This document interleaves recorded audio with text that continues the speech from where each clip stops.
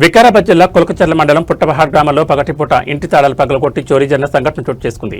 ఇద్దరు వ్యక్తులు HF deluxe motor సైకిల్పై గ్రామానికి వచ్చి యజమానులు బేతి మొగులయ్య తాళం వేసిన ఇంటిని లక్ష్యంగా ఎంచుకుని ఇంటి ప్రధాన తలుపును పగలగొట్టి లోపలికి ప్రవేశించి ఇంట్లో లాకర్ను తెరిచి అందులో ఉన్న సుమారు 60,000 నగదు, 8 తులాల వెండి గొలుసులు, 2 వెండి ఉంగరాలు దొంగిలించారు.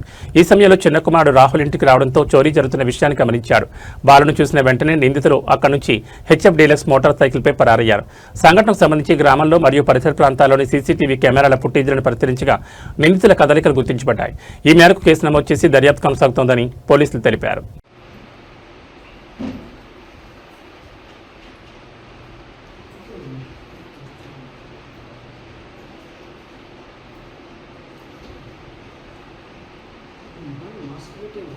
మాస్క్ పెట్టండి ముందలాడు.